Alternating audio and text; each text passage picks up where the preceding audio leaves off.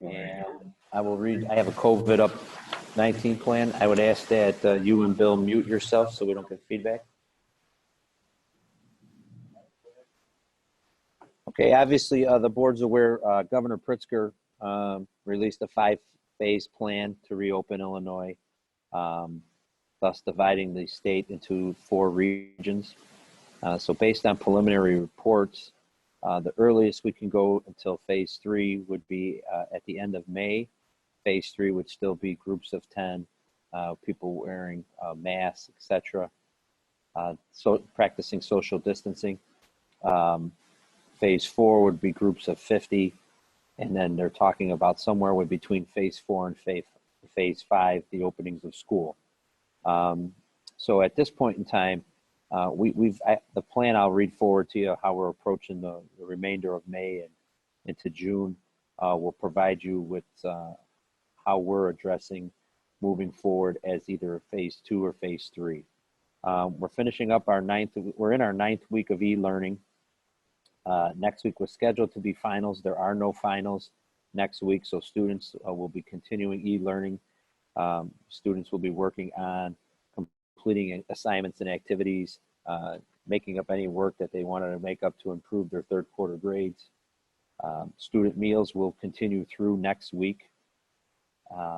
Graduation our plan has been disseminated through all the seniors and parents. We're doing a virtual graduation ceremony Friday, May 29th, 2020 at 6:30. And then there's a scheduled condensed in-person ceremony for Monday, June 29th, in the event the restrictions are lifted by the governor, and a rain date of Tuesday, June 30th. So we have those dates out there. We have almost 5 weeks until we get closer to that time. We put on the bottom of the tickets that the students will receive that the restrictions would need to be lifted by Friday, June 26th, in order for us to hold a condensed ceremony on Monday, June 29th. Let's talk a little bit briefly about the graduation. It's a virtual graduation ceremony. We've run through a couple test runs with some things. It will be televised live on RBTV, YouTube Live, our YouTube channel, Facebook Live. But after doing some of our test runs, we're going to pre-record the student speeches, Hector's speech, my speech. President Smithing will just give a short, opening address to the community and to the seniors. For the board members' participation, is something to consider or think about. Prior to the ceremony on that Friday, the ceremony is Friday the 29th at 6:30. Prior to that, we are doing a drive-up diploma delivery. And I thought that's something that maybe if the board members have time, obviously we'll be practicing social distancing and wearing our masks, but we're setting up a format for students to drive up and get their diplomas. Maybe there'd be a way, so if some of the board members wanted to volunteer and maybe deliver diplomas to the seniors as they pull up with their parents, that might be an option, since the board members won't actually be on stage handing out diplomas during the virtual ceremony. We can discuss that a little more over the next 2 weeks. So I'll keep you up to date with that, but just maybe think about that. I sent out the senior bulletin in my Friday update last week, and I can resend that out, or specifically send out the times we're looking at for the drive-up diploma pickup, if that's something some of the board members would like to be a part of. End of the year bulletins went out both for seniors and grades 9 through 11. Those were sent out last week. They're also posted on the web. This morning, I started to work on a return to work plan. We're in the very early stages, but I'm working with the administrative team and the 12-month employees of what a return to work plan would look like starting June 1st. A lot of questions to go through with legal counsel and with our employees and our support staff on what type of hours and whether we do amended shifts or if we do every other day and we take turns rotating administrators and support staff. Whether we're going to require masks, all these types of things are things I'm sorting through right now with the administrative team. But I started to put together that plan so that we can start to have some daily offers coverage starting June 1st, as well as starting to plan out what residency will look like and getting ready for the start of next school year. Let's touch on real quick a couple end of the year events. Senior awards are tomorrow, May 13th. Virtual, a semi-virtual Apollo Awards and semi-live will be May 14th. All these can be found on RBTV and through our YouTube channel, rbtv.tv. College commitment ceremony recognizing seniors going on to play in college will be May 15th. Spring athletic recognition and senior night is going to be May 15th and 16th. And there'll be, Brendan talked about that when he was at the board meeting last week, 2 weeks ago. Cap and gown pickup and senior yearbook is May 19th. Freshman through junior yearbook distribution and pickup will be May 20th. Local scholarship night is going to be virtual. That is May 20th. The drive-through diploma pickup is May 29th prior to the virtual graduation ceremony. Summer school is officially going to be virtual. That will start June 1st. The information has been posted online and went out to families. Unfortunately, all youth summer camps are going to be canceled. We won't be running any youth summer camps. You know, we used to have basketball camps, football camps, baseball camps, those types of things.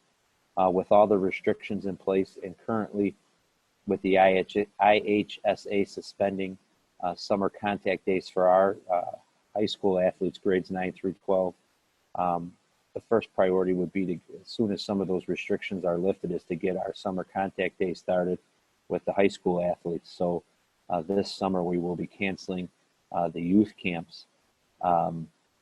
Kristen and I have been in contact with the 3 local communities, Brookfield, Riverside, and North Riverside, because their summer camps would use our pools. So at this point in time, we canceled the month of June, and we told them we will get back to them for the month of July once we get more information. It's not, there was an article released today, or a statement released by the CDC today in regards to swimming pools and the spreading of the COVID virus through the pools, and that with proper treatment of the pools, that shouldn't be an issue. However, the statement also referenced that the toughness of social distancing at public pools and large pool events, and the use of locker rooms and restrooms and things like that. So those are some of the things we still need to work through with Joel and his staff and with the administration to see if it's truly safe in order to open up the building for those youth camps. Now, I know those are our taxpayers and our communities that support us tremendously, and that's a big part of their day camp offering. So we're trying to communicate with them regularly. Kristen is handling that, and we'll be in touch with them. But for right now, the month of June, we're going to cancel that. All summer rentals for the month of June have been canceled as well. And so we had one large basketball tournament scheduled. That would have been well over, even if we get to phase 4, which is groups of 50, that would have been well over that. So all summer rentals for the month of June have been canceled, and we'll update the website and the board accordingly about what we're going to do with the month of July here in the next few weeks. Residency, we're looking at a couple different options. Residency was set to start July 18th. We're looking to see if we can do some of that online. We're looking to see if there's a way for maybe returning sophomores, juniors, or seniors. If there were no issues with their residency in the past, that maybe we can allow them to just submit PDF bills. So we're trying to work on a couple of things. There are some logistical things like freshmen having to come pick up their Chromebooks, kids taking yearbook photos, the payment of fees. Even though we have online fee payment, we're working through some of that. So I think those are a couple of things we need to still sort out, and we'll get more information out to families shortly. But we're trying to finish up all the end of the year events and then really attack residency here at the end of May. In regards to the start of school, I sent an article out to the Board of Education. I mean, at this point in time, there's been no direction from the State Board of Education, the governor, or anybody. The State Board of Education, as referenced in that article, is in the Sun-Times. It's been a similar approach in all the conference calls and webinars I've been attending with the State Superintendent Association and local Superintendent Association. kind of having three plans. So obviously we're putting together three different plans. Plan A would be business as usual. A plan B would be some type of reduced enrollment, whether we would do that A through L or A through L one day, M through Z another day. And then the third plan would obviously be we start the school year off still remote learning. So more information to follow on that as more guidance and direction is provided. I would anticipate there'll be some news on that, hopefully mid to late July. You know, that they're going to have to make decisions soon because a lot of the local high schools, we start the second week of August. August 13th is when teachers report. August 17th is the first day for students. And so we would like to have some time to make our decisions accordingly. So we've been echoing that through the superintendents on our webinars and conference calls. I think that is all of the information in regard to the COVID plan, if anybody has any questions. That was a lot, and I apologize for that, but I'm just trying to keep you up in the loop. So I have a question, and you might not be able to answer it.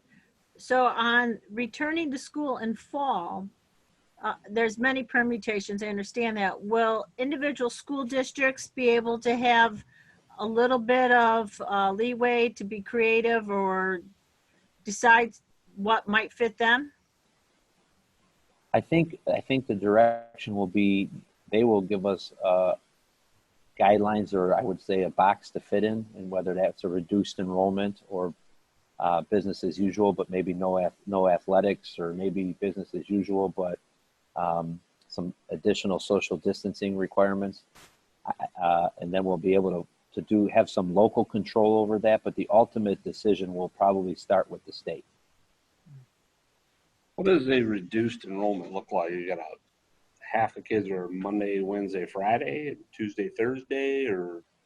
So what we have talked about, originally we were talking about doing like a, maybe like freshman, sophomore day, junior, senior day, but then after preliminary discussions, even with our ICs and the administrative team, we thought that would be complicated for parents if they had like a freshman going to school one day and a junior going to school the next day. So that's why we decided if we had to do a reduced enrollment, we would go A through L, M through Z. And so you would do 2 days of school, and then maybe Wednesday would be an e-learning day, and then you would come back Thursday and Friday. So kids would get 2 days where they would be on campus going through normal instruction in their classroom face-to-face with the teacher. And then on the days they're not in campus, they would be doing work at home e-learning. So that's just something, that's what a reduced enrollment plan would somewhat look like. Deanna, you have a question? Yeah, I wanted to, and if you're going to give this update, or maybe Dr. Freitas will, I wanted to hear how e-learning is going, and maybe premature for this discussion, but lessons learned from the students, from the administration, from the teachers, what's worked, what hasn't worked, how we might do things differently should we find ourselves in this situation next year.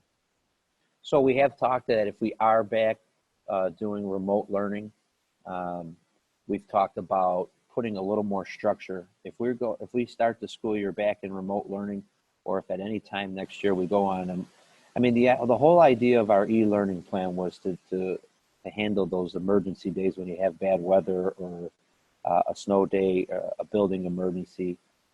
This remote learning plan of doing it for 9 weeks straight has taken it to another level. So we have learned some things, and Ms. Lindquist, Ms. Augustine, Hector, they're on, so I will let them chime in. But we have talked with the instructional coaches about putting a little more structure to it, so that next year, if we do remote learning for a long period of time, that students would be required to, and teachers would be required to have some actual FaceTimes, almost like a traditional schedule, whether we did 3 periods a day, or every other day, so that kids had a dedicated time where they could log in and actually receive an in-person or face-to-face lesson with the teacher.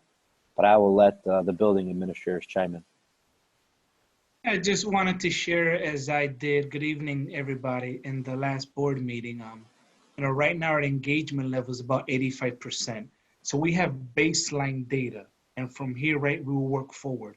Is 85 good? Great. We could always improve. I always want to be as close to 100% as possible. So we definitely, have a lot to room to grow in, more phone calls to make, more connections to make socially. But I think we've began well. Also, we've put, our teachers have always had, autonomy, right, to teach and to plan, and we trust in those professionals. And as some teachers have done Zoom lessons, some people have been interacting, through Schoology. So as we look to move forward, and as we've spoken as a team, maybe we would require Zoom classes to be more often, because I know there are many students and parents that have reached out to me that miss that connection and would want to see, they want their students to have a schedule, right? To go to class every day, because that's what normal feels like, right? You have a schedule, whether it's in person or whether it's virtually. So we're definitely, I could see us moving forward in having a schedule where each student, will be attending a Zoom class. We want to see more of that because parents are asking for it and students are asking for that. We're working with our instructional coaches to see what's working, and what's not. So this is a collaborative decision that we're making.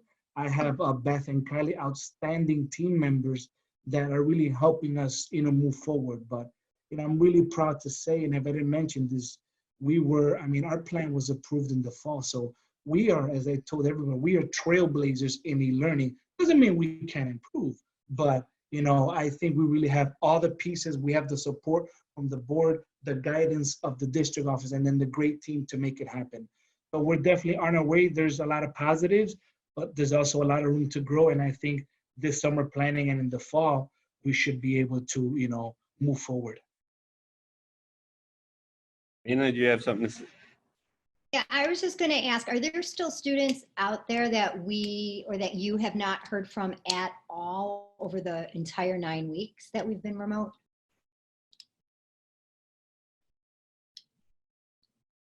You want me to take that, Beth? Yes, there are.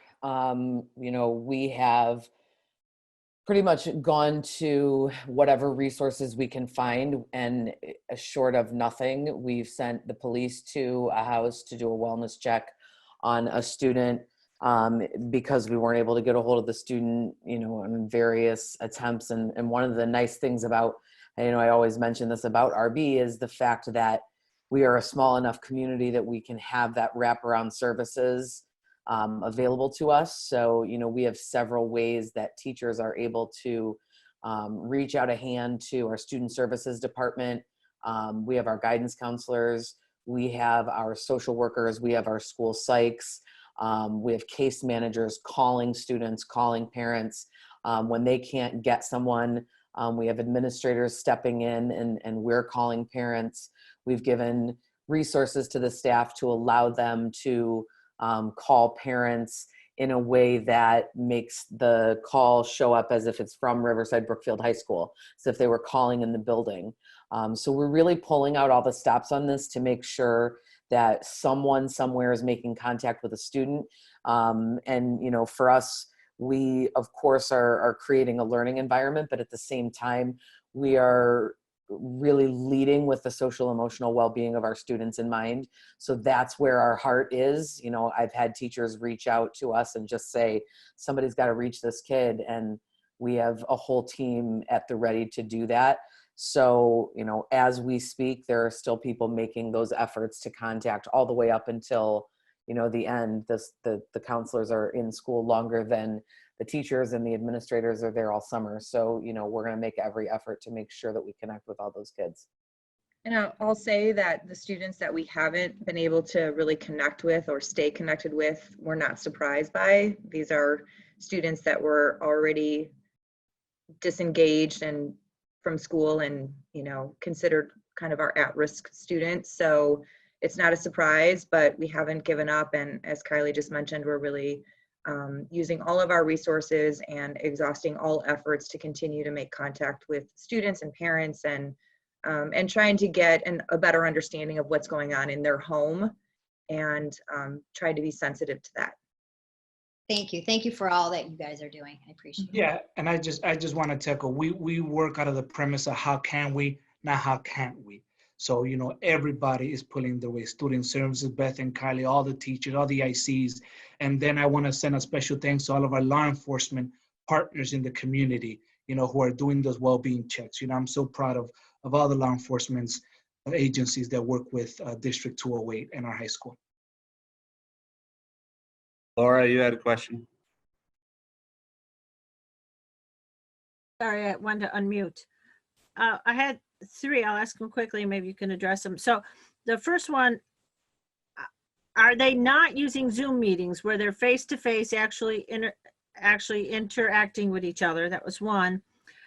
The second question was, when we say we have 85% engagement, that means 15%. What does that 15% mean? That they're not at all doing schoolwork?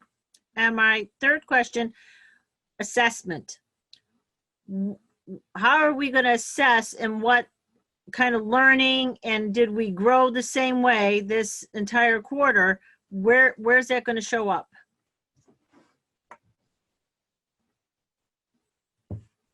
So I can certainly jump in on those, and I'm taking notes. So if I miss something, Laura, come back to me or jump in. But I think I've got the three questions that you were looking for. When you look at the 85% engagement, a few of the ways that we've tackled trying to get a handle on that engagement has been sharing out forms for our teachers to submit names. A teacher will fill out an entry, a student's name, what course they teach, and the teacher will record how that teacher has tried to reach out to a student. Once that comes in, that goes to Beth and her team in student services, and immediately one of the questions on that form sorts the student by counselor, and those counselors are immediately, as they get those forms, on top of those forms, calling students, calling parents, making connections. So we are talking about 15% of our students have been reported by a teacher in some way, shape, or form as being not engaged. A teacher is saying, hey, I need help with this student because they're not responding to what I'm doing and I haven't had contact with them. And so we are engaging in our second line of defense. That 85%, those students, 85% of our students don't have a teacher reporting them as disengaged in class. So that small 15%, and that spans all grades 9 through 12, that small 15% that we're not reaching, that could mean one teacher has reported them, maybe their English teacher, or it could mean all of their teachers have reported them. So when I went through that data, I hand calculated looking at the results that we were pulling from teachers, because the grading, the way that we have to enter the grades and Skyward, it's not something that's easy to pull. And everything that we've done up to now, we've really been looking at an individual student basis. We've been looking at individualized transcripts of students to determine graduation, things of that nature. And so when we look at those students who are unengaged, we're putting eyes on that 15% population that needs that extra bump. You also mentioned a question about— So on the 15%, yeah, that's more than 150 kids. yes, And if 150 kids just cut a class, yes, that'd be huge. It's not a small percent, and this is a big issue. absolutely, yes. All right. When Beth talks about sort of the prototype or the profile of a student that we're talking about, we are seeing very rare occurrences of students who are disengaged through e-learning that were highly engaged when they were in our building. So what we're seeing is certainly the lack of human contact, the lack of a learning community, the lack of an opportunity to collaborate and be with their peers has not helped our students who are somewhat reluctant learners when they're in the building. We're not seeing, we maybe seen it in a case or two, but we're not seeing a large percentage of students who, when they go on e-learning, they become better at doing school, so to speak. This is a very new experience for them. We also know, we know how many families are impacted by this, right? We know that list because we pay attention to that. but we don't know what families don't report to us also. So the one thing that we ask our teachers to keep in mind, and I think our student services team has been excellent about keeping in mind, is we have no idea what that 15%, we don't know what the 100% is dealing with, but if we're talking about the 15%, we don't know what they're dealing with. We have students who have gone to work because their parents have lost jobs, you know, that are really deeply impacted. And Beth will tell you that the social emotional needs of our students are not getting smaller because of this pandemic. They're being exacerbated by the anxiety that students are feeling. So there are a lot of factors that play into that 15%.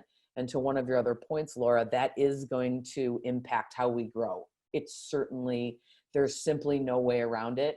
I think you're going to see that across the state. I think you're going to see that across the nation, because for some of our students, even the ones who have been doing the assignments, who have been, you know, sort of staying up, staying engaged, our students have been without face-to-face teacher contact for an entire quarter now of their school year. And there is simply nothing that can replace face-to-face teacher contact. And if we ever second guessed it before, we certainly know now that there is nothing that replaces it.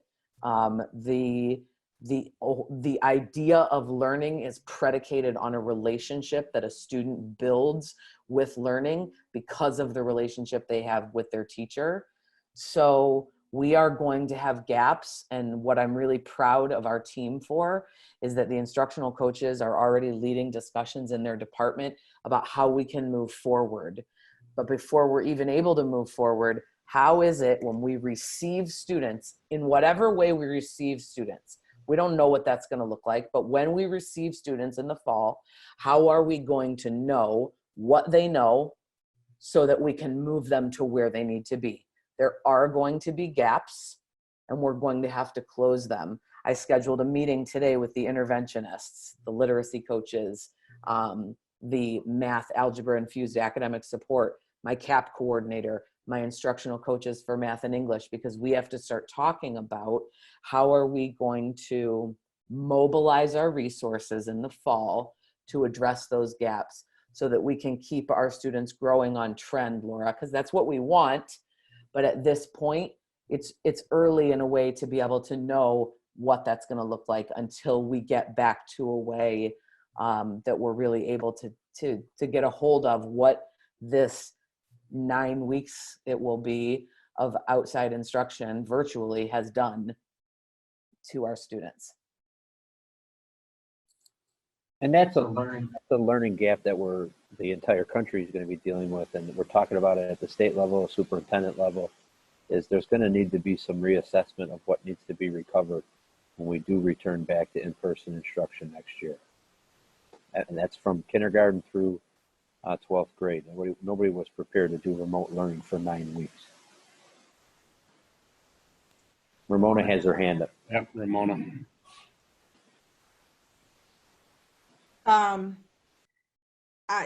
Yes, and like what struck me, Kylie, when you were talking was that you are pulling files one by one to look at all 400 and whatever students' graduation requirements, and that's amazing. So thank you all for that. I want to just remind everyone that learning looks different than school, right? At this point, we're talking, I think that learning is one thing and school is another. And so we have to just kind of navigate that.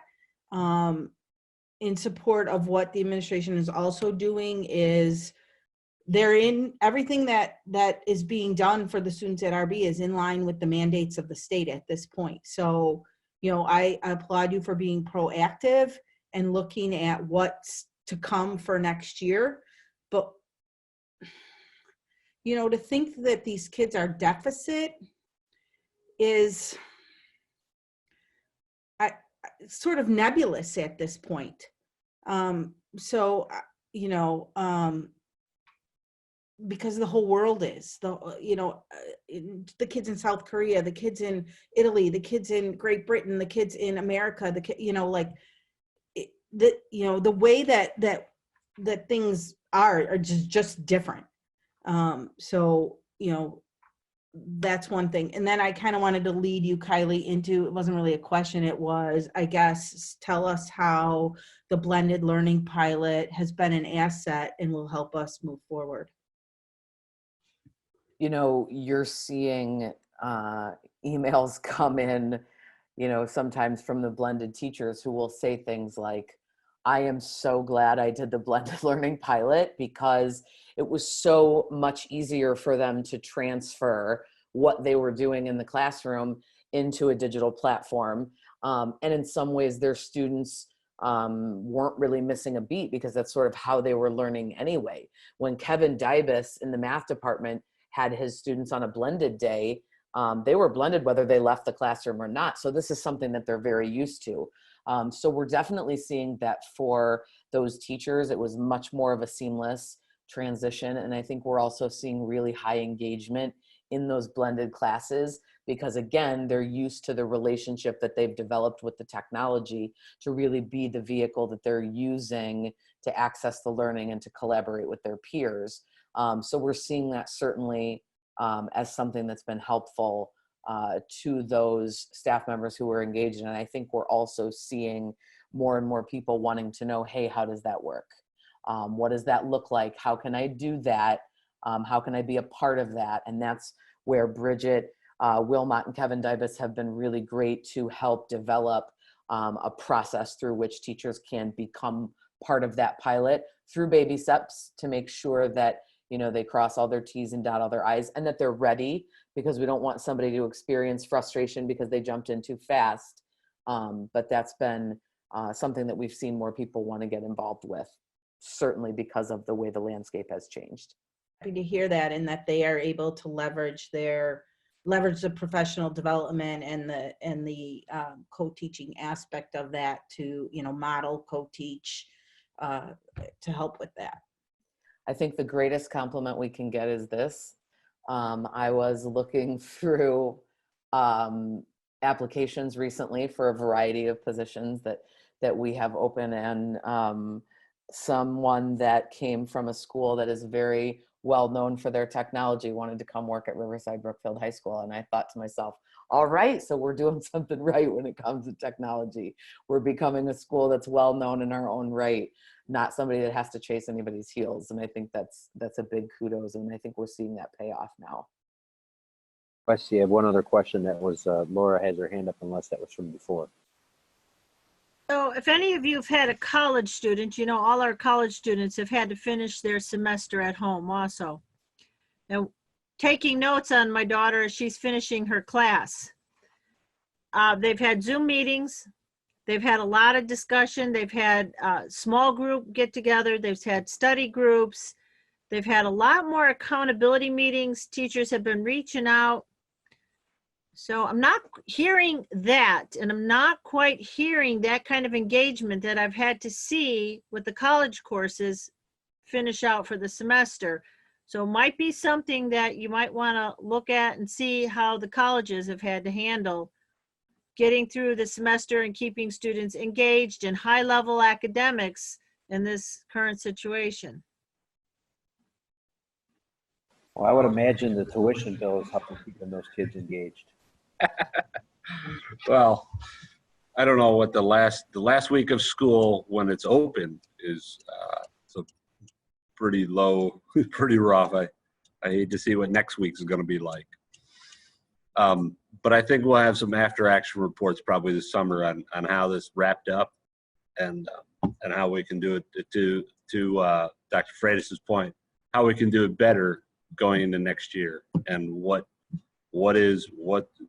where's the growth, right? Because I think that's the important part. And Laura, I just wanted to add, I really appreciate that accountability, statement and advice. Once we're able to wrap, this year up, right, we're going to collect data, the incomplete data, the pass rate. We're going to revisit the engagement rate. And once we're able to collect all those pieces, as an admin team together, we'll be able to plan, right, for the next year to make sure that we have more Zoom classes, to make sure that our level of engagement, goes up, to make sure that, the DNF report and the pass rate goes up. So, it's a first for us, but we'll make sure that we collect the data so we can create an effective plan so we are all more accountable.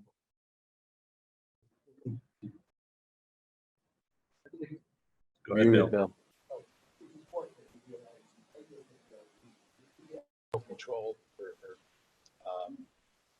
No control over students' home environment. So maybe they thrive while in classrooms here, but maybe their home situation might be a little different. So what's the solution on that? I don't really know, but it's just something we need to look into further. Stuff like that. There's a lot of situations that are out of our control. Not to mention the IEPs out there and how those kids handle it at home is a big difference. Any other discussion? I just wanted to Dana? jump in. I just wanted to say, I agree with what Laura is saying.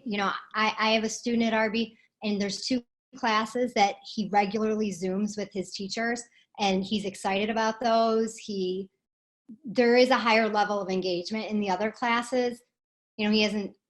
There's not that same level of engagement. And I do think that actually being able to see your teacher and have that exchange does a lot. Like that social interaction, I think, is really important. So, maybe kids would be more inclined if they knew that they had to check in, if there was like a system. Just food for thought for if we're in this situation in the fall, which hopefully we won't be. That's what we're talking about. So that's a great point. Are we ready to go to the next one? Yep, I think we're ready to go to the next one. We're going to talk about the student advisory, the Board of Education. Kylie and Beth, I will come back to you shortly. I'll move you up on the agenda when we talk about the graduation requirements after the consent.